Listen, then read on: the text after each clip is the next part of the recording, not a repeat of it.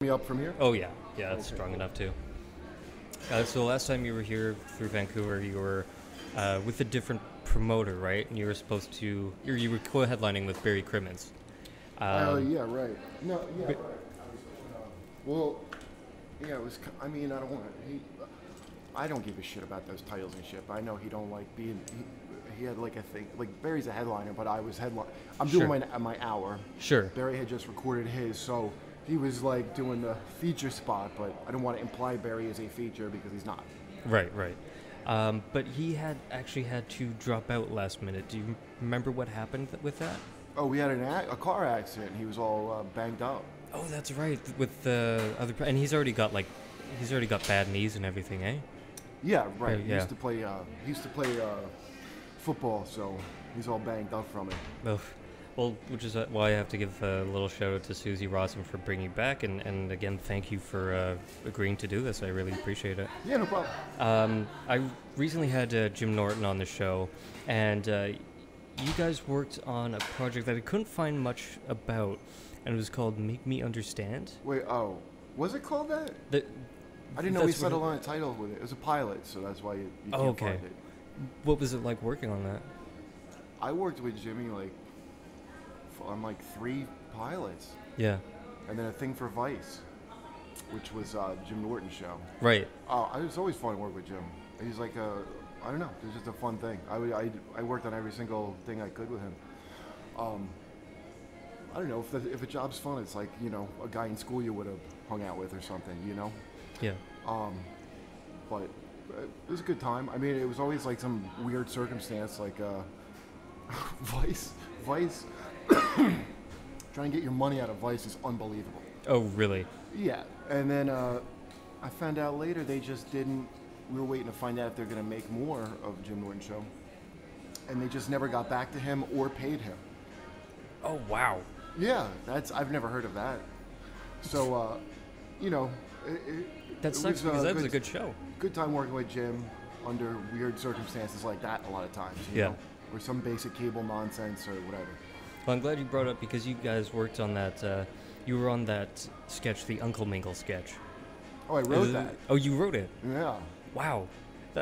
Honestly, that was one of the standouts from the show, and that was one of my favorites. Yeah, yeah. And I understand how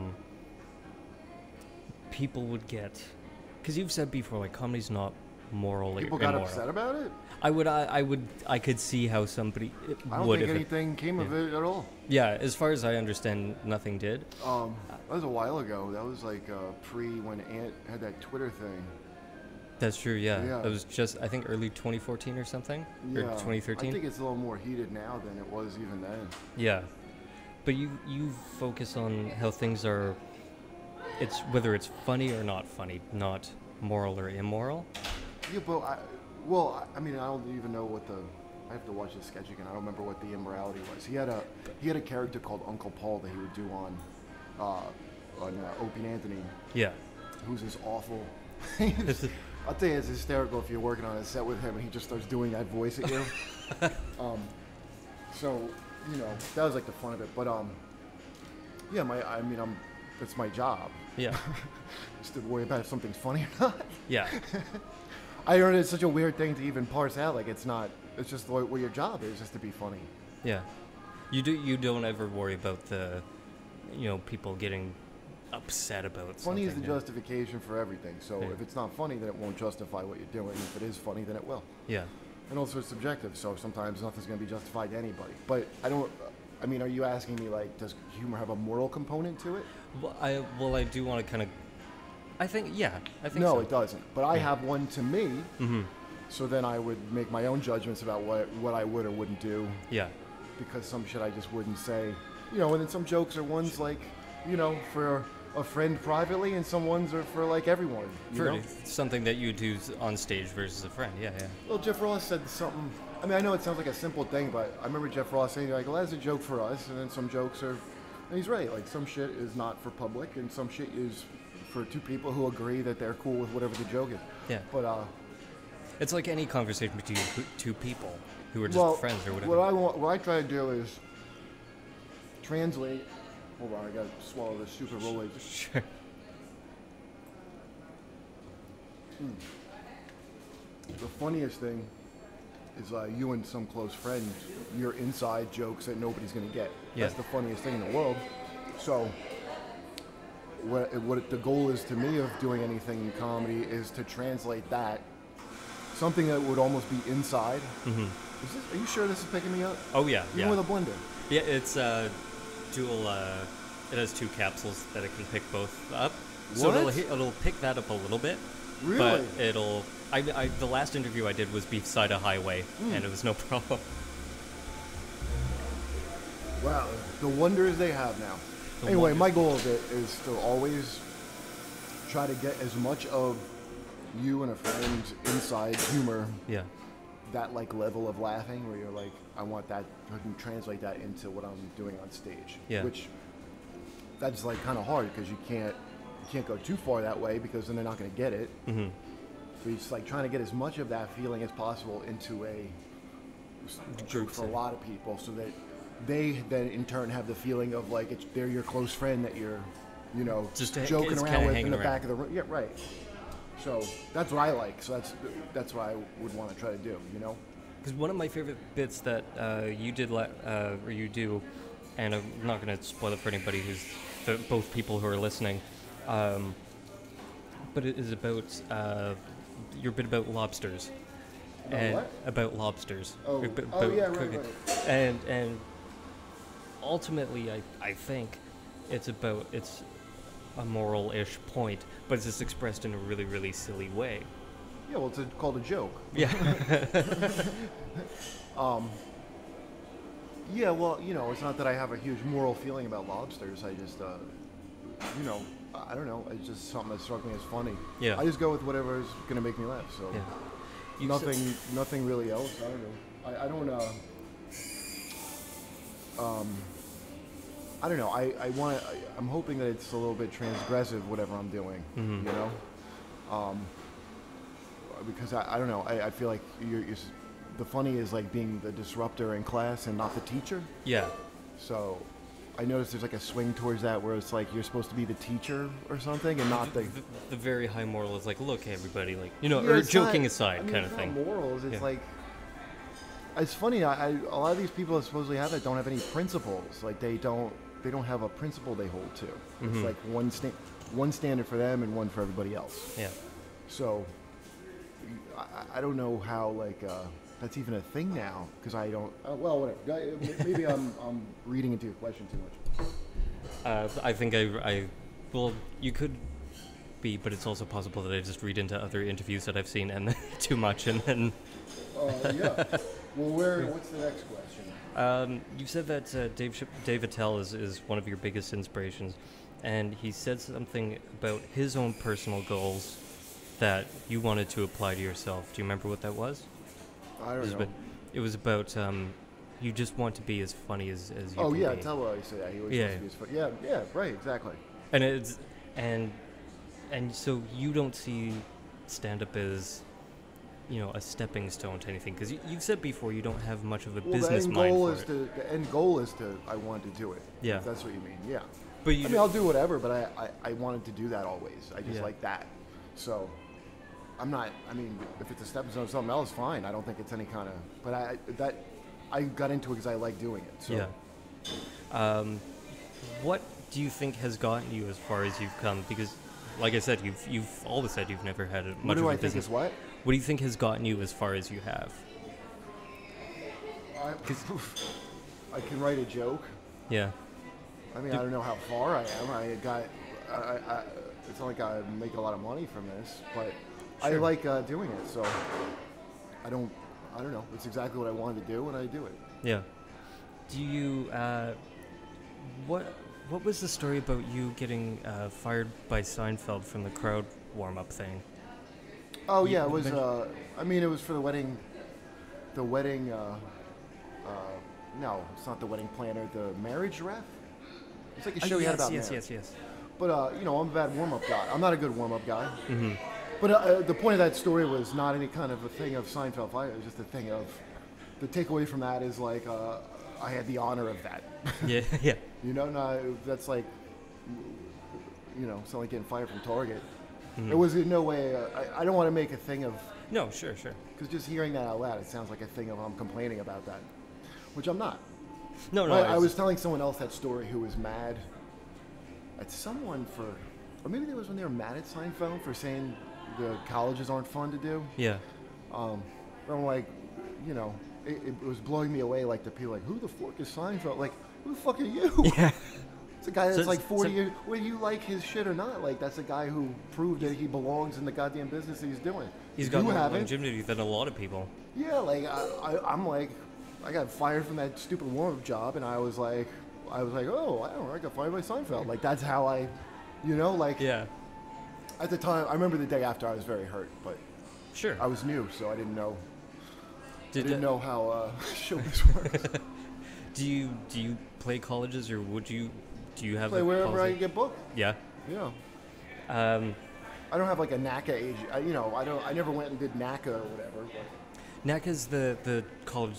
Is that the college circuit that you go to? It's a thing where you can get a lot of college work. Sure. Okay. Yeah. But I didn't want to go do my clean. I didn't want to go do that showcase like that ever. Yeah. And they have terrible taste. Those people that fix it out.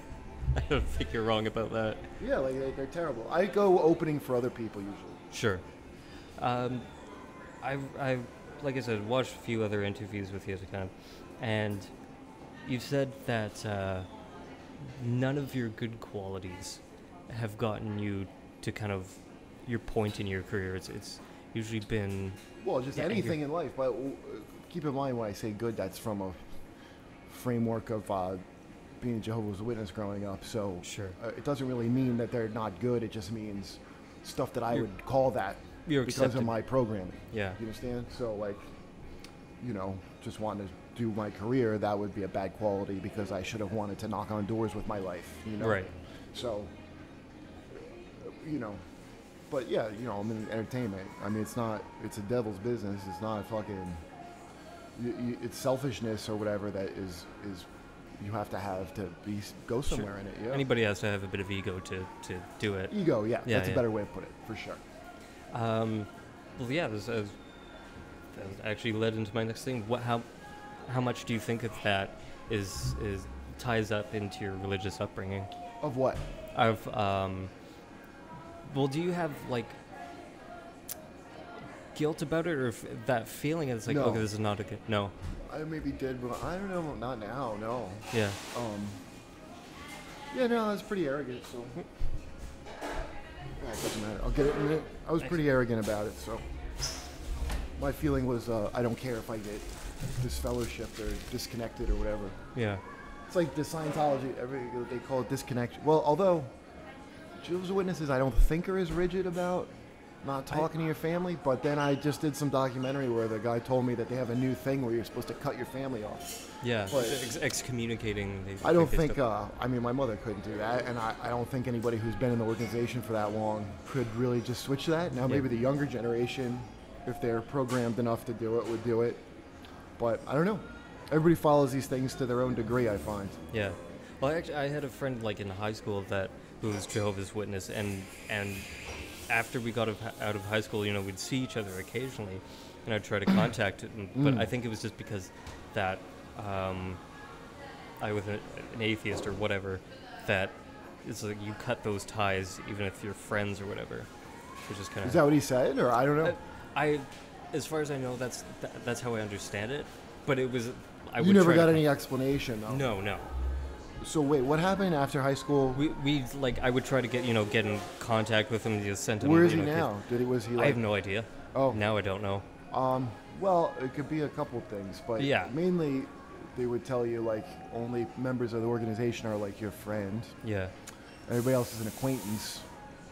But again, that's it is as it is. Like I had friends that I've kept in touch with my whole life that I were not members. So yeah. It depends how much he was into it, I guess. Like if he was not pioneering or whatever they call it, where you really spend your time knocking on doors. Sure. I remember my sister went to, they called it pioneer school, and came back very like almost fanatical, it seemed like, for briefly. And then she left when I left, so. Grew out of it, sort of? People love to have an opportunity to show how they're like better or something, to like, or an identity or whatever. And so she got into that for a minute and then decided it wasn't for her. But I don't know. Everybody on an individual level is kind of going to follow it how they're going to. So I couldn't really speak to your friend. Sure. Yeah. What his motives are, but if I had to guess, maybe he just didn't have time for his worldly friends because he was spending so much time in the ministry. It's possible, yeah. That's something I was always curious about, but I've kind of learned to just, oh well. Did you guys used to fuck or something? It's like, you had to stop. You had to stop. He said this whole thing. I was like, fine. I thought we were friends, but all right.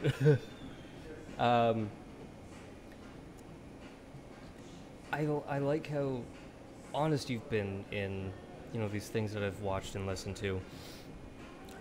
And you've talked a lot about you use anger to is kind of a pool of inspiration for. I do? Yeah. No, I don't. Really? Yeah, no, not at all. That's a terrible form of fuel. So what do you think? It burns dirty, Yeah. No, the best thing is if I have to sit with some kind of frustration for a while, and then it'll eventually turn to a joke. Yeah. But in the moment, it's not good. And also on stage, if you talk to somebody who does, we had some UFC guy on my show, and if you talk to somebody that does that, they're not angry when they're doing that, when they're fighting. Sure. It's all just thinking your way through the thing, This is strategical. It's your job. You want your emotions as far away from when you're doing it as possible. I mean, that's not the right way to put it. You don't want to. You need the emotion to kind of act, but you don't want to be driven by. You want to be having a plan and I don't know what you're doing. Yeah. So no, I wouldn't want to. You wouldn't want to put anger on stage. Is that you wouldn't want to bring? It's bad if you bring that on stage. Yeah. It's this do you find this counterproductive? Have you ever found that you're like, oh, I'm getting too angry in this bit or something? The only time I ever felt angry on stage is if I was being, not even heckled. Heckled's fine. Yeah. But situations where it's somebody visibly not paying attention to you. Oh yeah. And it's disrupting. Yeah. Because it's hard to work with that. Yeah. That's definitely the hardest thing to learn. For me, was the hardest thing to learn. Was the right way to handle that situation. Yeah. Yeah. Well, it's definitely easier to deal with somebody. Well, like the guy last night who was yelling something as opposed right, yeah. So that's fine. That wouldn't even faze me. Yeah. That's something I can work with. I can make a joke about it or whatever. I wouldn't have to. I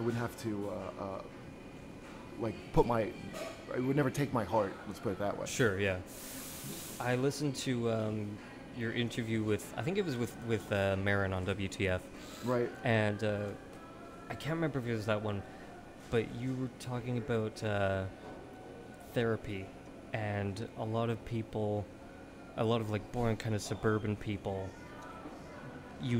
go to therapy, but you can't quite figure out why.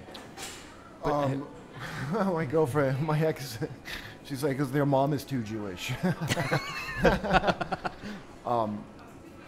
Yeah, well, I go to therapy and it's helpful to me. But I got a rough background, so. Sure. Yeah, no, I've heard people talk about that. I've been in a situation where it was kind of like an upper class, yoga twit kind of person. Yeah. But some of my friends, but they're just they're soft. Yeah. And so they're needing therapy reasons are going to be different than mine, I'm sure. It's not necessarily invalid, but there's a thing where it looks like you're going just out of, it's like you're not religious, so that's your Catholic confessional is to go to therapy. Because I know people they'll lie to the therapist. Which is completely opposite point. Yeah, you're paying for this. You're paying for someone you can say this shit and they don't judge you. And I was talking about a friend of mine who said his therapist has to hold a pen because he drops it and that wakes him up during the session. Wow. Yeah, so I was just like, if you guys fall asleep, you're done. Yeah, I think you're good. I think you've solved your problems, and he has nothing to latch on to. The one I was seeing I thought was very good. Yeah. So I don't dismiss it. Now, most men don't go until they're in their late 30s or 40s, I found out. I'm 40, so I started going last year. Last year? Yeah. So it was definitely more beneficial for me. I had, from seeing people like that, kind of where it felt like just like almost like a hypochondriac. Oh thing. yeah. I did. There must be something wrong. I was just with like, it. why am I paying you to sit there and listen? They're like, no, they just listen. I'm like, why am I paying? Somebody just listen. Why am I paying you for that? I thought you were doing that. So Barry had that joke, you know. Yeah. Somebody goes, are you talking to somebody? He goes, like, I thought I was talking to you. But you know, I don't dismiss it as a thing. I mean, it could be helpful if you need it. Yeah. Well, I actually just finished just like a short-term therapy thing. Is there? And I take medication for depression and anxiety. What do you take? acetylopram, Cipralex. 20 What is that? It is specifically for AC what? acetylopram. And what is it? It's an antidepressant, but it helps with anxiety as well. An MAOI inhibitor? Yeah. There's what is it? SSRI, I think. Something Right. serotonin reuptake inhibitor. Oh yeah, I don't. I won't. Even if I needed them, I wouldn't take them. I can't. It like it neuters me. You I mean, so 100%. Like I not only. First, it was like fucked with my dick. The ones I did, I took Wellbutrin. Oh yeah, I've heard about that. And I took Paxil, briefly. Mm-hmm. Wellbutrin's the one that was like makes you not smoke, but that didn't. Maybe just made my dick not work. Well, Paxil, same thing. Yeah. But Paxil like killed my entire sex drive. Like it was crazy. Really? Yeah, it was like, sure, you're alive, but why? Yeah. What are you doing in that life? So it was scary. It was a scary feeling. Yeah. So I was very young. I was like 23 or something. Jesus. Yeah, my brother, same thing. So he would. I don't know. I'm those things are creepy to me. Yeah. That was one thing that I worried about. It was like, I didn't want to take it because I wasn't going to be like, am I still going to be me? Well, how bad was your depression? Is that what it's for? Yeah. And it's been, like, suicidal thoughts and ideation since I was like 12. So it's, right. Yeah. So it's mostly and just like a chemical. And when you took thing. it didn't. It took it because I've heard like where people go through with it. I think I'm oversimplifying this, but those things that kill your anxiety or whatever, you have a natural anxiety about killing yourself. Yeah. And then for like teens or some people, it makes them not afraid to do it. Like they're not anxious about doing it now. Yeah. And then they go through it. I think for me, I can't speak to that really, but it just kind of took that edge off where it's like, or at least the frequency of those kind of spirals. Good. Yeah, well, I mean, depression's no joke, man. Yeah, but was there, and if you don't want to talk about it, that's fine. Was there something specific you were going to therapy for? I mean, all kinds of shit. But I first started going when I had this media blow up. And, people were really fucking with my life pretty bad. I mean, I really couldn't believe it. And I couldn't pay my rent and shit. And then there would be this insane news I'd hear about like this dude that they accused of rape. Like this motherfucker was like thriving in the meantime. Yeah. The guy that they're it was crazy. And so the absurdity of it and the I don't know, it was just ridiculous. The amount of invasion into my life and the fucking I had no money for like a good. My livelihood got fucked for like a good long while. So that directly impacted like people showing up at your shows and stuff. No, of course not. In fact, it's not people going to your shows. That's true. It's people who are like, if you're getting booked somewhere, and somebody goes and complains, they'll cancel your show. Yeah, which is idiotic. Or any of these fucking networks that they cower to this nonsense. So yeah, it was ridiculous. But no, it's never people coming to the shows. Yeah. They wouldn't pull this shit if it was like that. No, yeah. They would never go to It's like the market voted they like your shit. Mm-hmm. But I wasn't in trouble for anything with my comedy. That's what's ridiculous. I was in trouble for being right on Facebook. It was insane. It was fucking insane. Yeah. And, I didn't know that you could be I won't say anything I can't defend, you know, but Yeah. they don't need you there to do that. You can just make up your position and make up everything, or just, you know.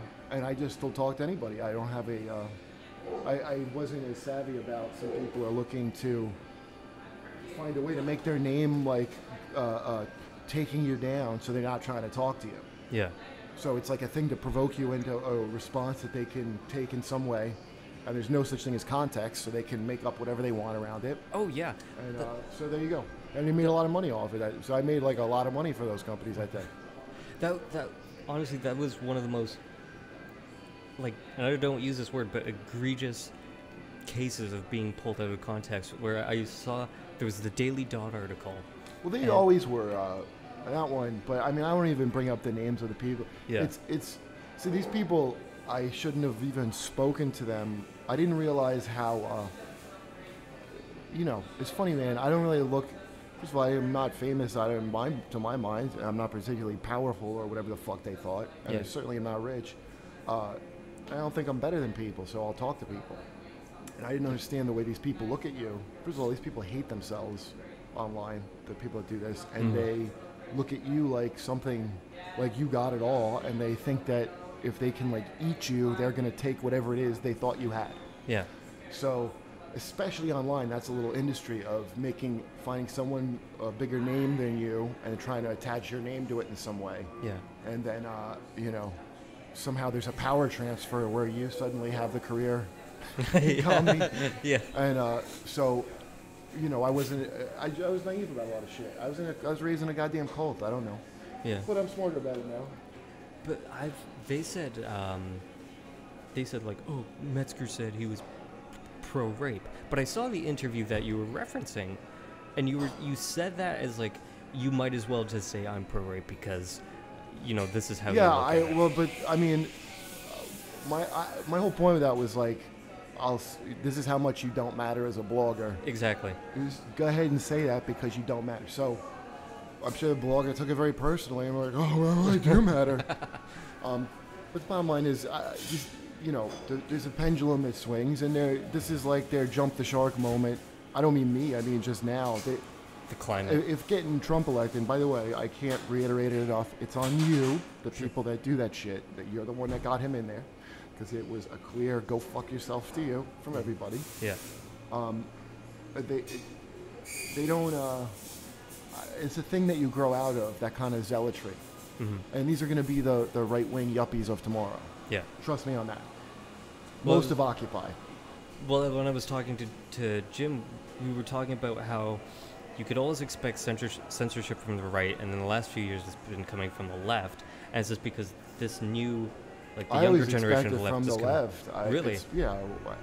The right's like stupid. Like, the right's the easiest censor to get around unless they have like stormtroopers. Yeah. Because everything's a, you know, I think Frank Miller said it, if I'm remembering where I read this. It's like we have like a big clumsy mallet. It's very easy to poke a hole in a extreme right winger.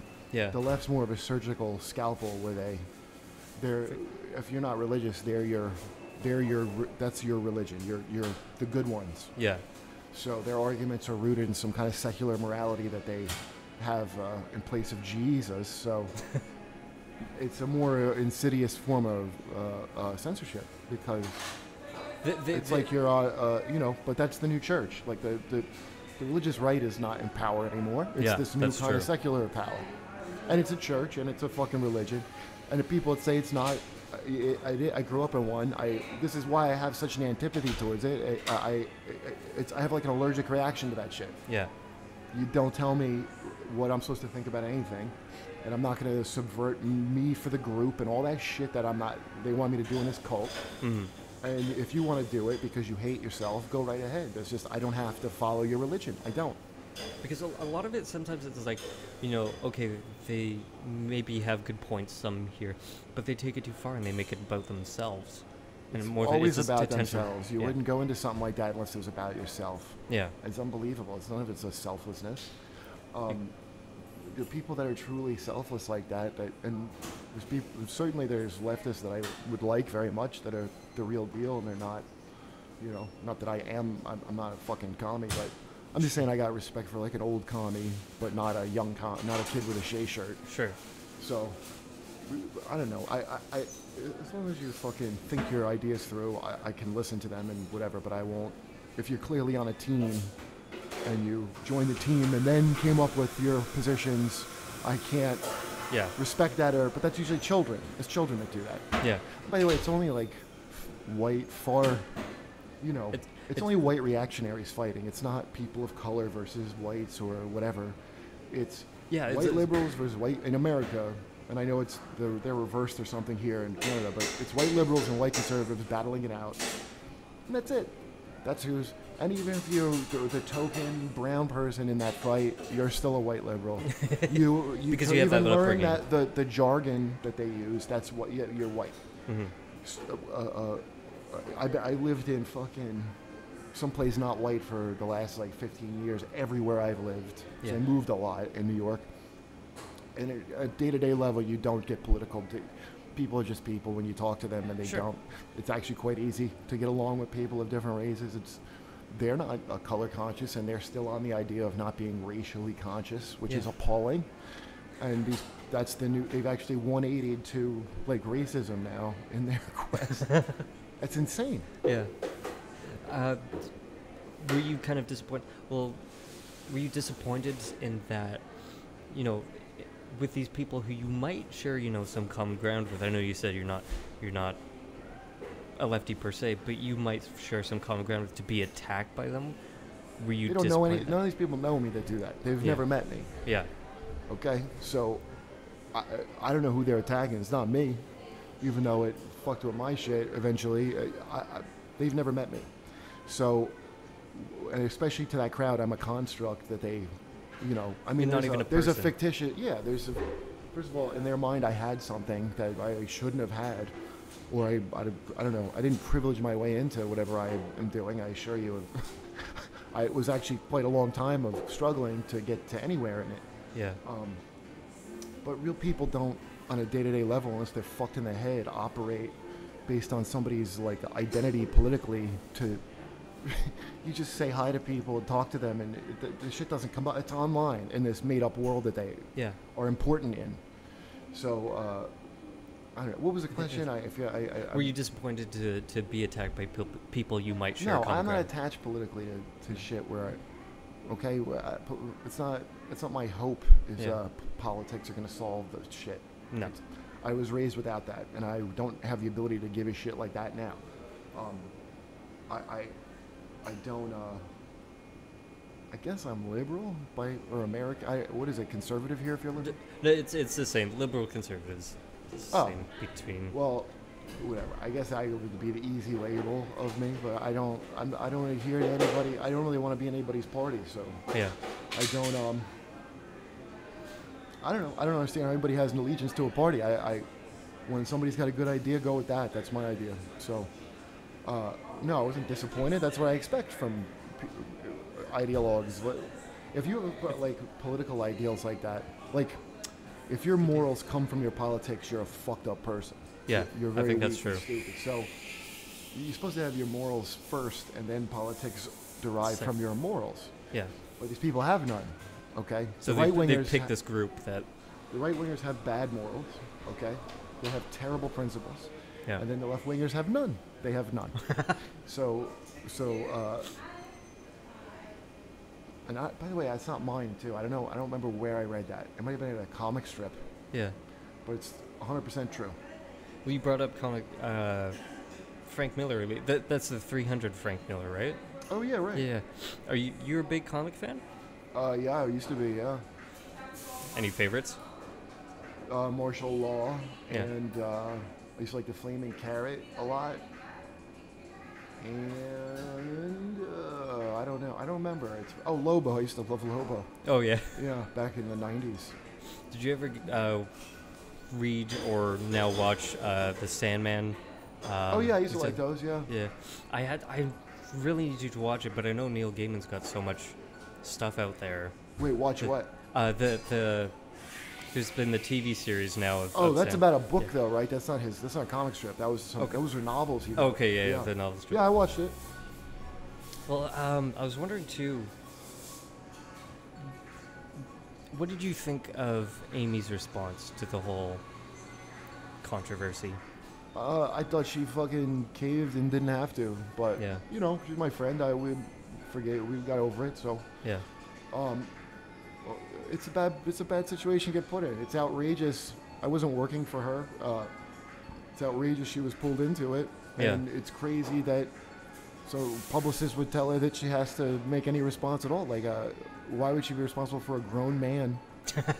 That's a I think people thought I was working for her or something, but I wasn't. I mean, I wasn't fired or something. Sure. I wasn't. There was no show. Yeah.